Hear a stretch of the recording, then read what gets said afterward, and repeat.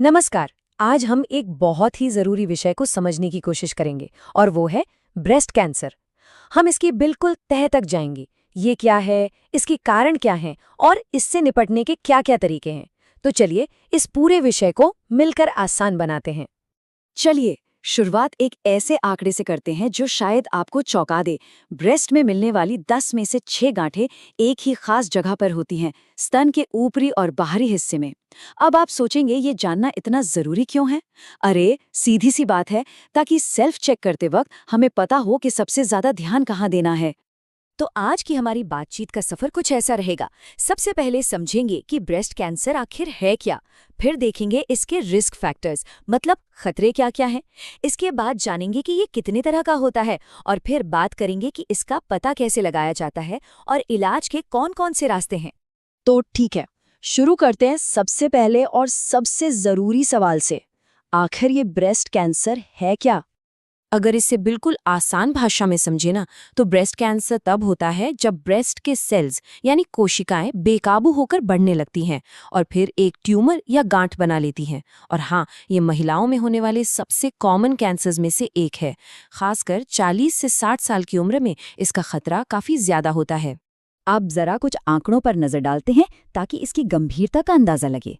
सोचकर देखिए, महिलाओं में जितने भी कैंसर होते हैं उनमें से लगभग 30% अकेले ब्रेस्ट कैंसर के होते हैं।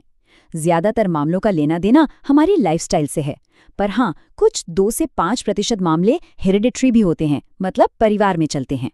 और एक दिलचस्प बात और, ये बीमारी जापान और ताइवान जैसे देशों के मुकाबले पश्चिमी देशों में ज्यादा पाई जाती है। तो अब सवाल ये उठता है कि ये होता क्यों है? ऐसी क्या वजह हैं जो इसका खतरा बढ़ा देती हैं? चलिए अब इन्हीं कारणों को जरा गहराई से समझते हैं। देखिए, इसकी कोई एक अकेली वजह नहीं है। कई सारी चीजें मिलकर इसका रिस्क बढ़ाती हैं। कुछ तो हमारी आदतों से जुड़े हैं, जैसे कि हमारा खान-पान, शराब पीना। कुछ हमारे शरीर के हार्मोन्स का खेल है। और हाँ, जेनेटिक फैक्टर भी है, जैसे BRCA1 और BRCA2 जीन। ये भी एक बहुत बड़ी वजह बन सकते हैं। अच्छा, वजह तो समझ आ गई, पर क्या हर ब्रेस्ट कैंसर एक जैसा होता है? जी नहीं, बिल्कुल नहीं। चलिए अब देखते हैं कि ये कितने तरह के होते हैं और इनके संकेत क्या-क्या हैं। याद है हमने शुरू में ही 60% वाले आंकड़े की बात की थी? ये चार्ट बिल्कुल वही दिखा रहा है। देखिए, ज्यादातर गांठें ब्रेस्ट के ऊपरी और बाहरी हिस्से में मिलती हैं। बस इसीलिए सेल्फ एग्जामिनेशन के वक्त इस एरिया पर खास ध्यान देना बहुत बहुत जरूरी हो जाता है। अब मोटे तौर पर देखें तो ब्रेस्ट कैंसर 2 तरह के होते हैं और ये इस बात पर डिपेंड करता है कि वो शुरू कहाँ से हुआ।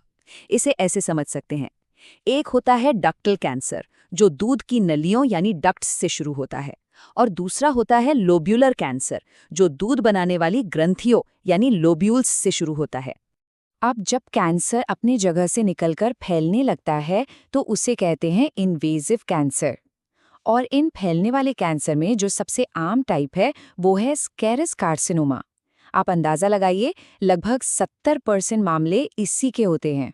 इसकी कुछ खास पहचान होती है, जैसे ये गांठ छूने में एकदम पत्थर जैसी सख्त लगती है और कई बार ये स्किन को अंदर की तरफ खींच लेती है, जिससे त्वचा पर एक गड्ढा सा, एक डिंपल जैसा दिखने लगता है। चलिए अब एक ऐसे टाइप की बात करते हैं जो मिलता तो बहुत कम है पर है बहुत खतरनाक। इसका नाम है इन्फ्लेमेटरी कार्सिनोमा। और जानते हैं इसमें सबसे बड़ी मुश्किल क्या है? ये दिखता है एक आम से ब्रेस्ट इन्फेक्शन जैसा, और इसी धोखे में अक्सर इसका सही टाइम पर पता ही नहीं चल पाता। इसमें कोई खास गांठ नहीं होती, बल्कि इसके लक्षण कुछ अलग हैं। ब्रेस्ट एकदम लाल हो जाता है, उसमें सूजन आ जाती है, और स्किन स्किन संतरे के छिलके जैसी मोटी और दानेदार हो जाती है। इसे प्यूड ऑरेंज भी कहते हैं।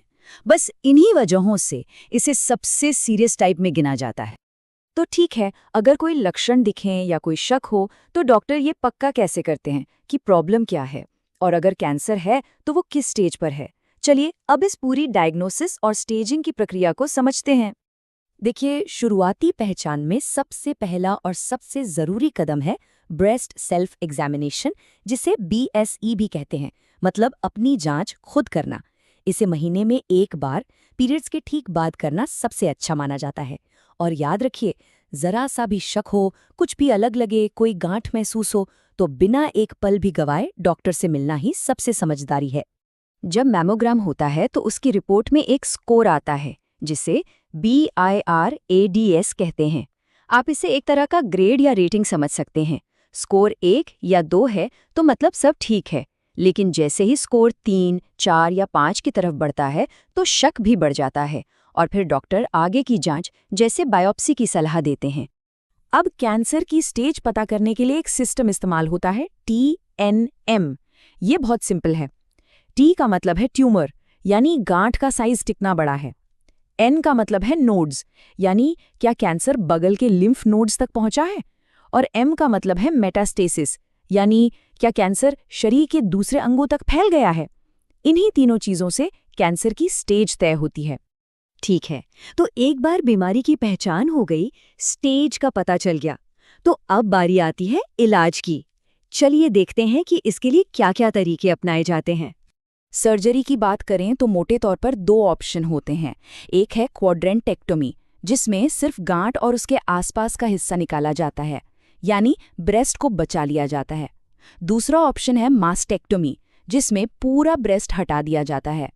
पहले एक बहुत बड़ी सर्जरी होती थी जिसे हेल्स्टेड रेडिकल मास्टेक्टोमी कहते थे, जिसमें छाती की मांसपेशियां तक निकाल दी जाती थी, जो अब बहुत कम होती है। और ये समझना बहुत ज़रूरी है कि इलाज का मतलब सिर्फ सर्जरी नहीं है, ये एक टीम एफर्ट की तरह है। इसमें सर्जरी तो होती ही है, साथ में रेडियोथेरेपी दी जाती है ताकि बची-खुची कैंसर सेल्स भी खत्म हो जाएं। फिर हार्मोन थेरेपी और कीमोथेरेपी भी होती है। ये सब मिलकर इस बीमारी को जड़ से खत्म करने और उसे वापस आने से रोकने का काम करते हैं। तो इन सब बातों के बाद आखिरी और सबसे बड़ा सवाल यही है कि इस सारी जानकारी का असल में फ़ायदा क्या है? देखिए, इसका जवाब एक ही शब्द में है, जागरूकता। जितनी ज्यादा जानकारी होगी उतनी ही जल्दी लक्षणों को पहचाना जा सकेगा और उतना ही बेहतर इलाज हो पाएगा। क्योंकि याद रखिए, जानकारी ही सबसे बड़ा बचाव है। तो खुद का और अपनों का ध्यान रखिए।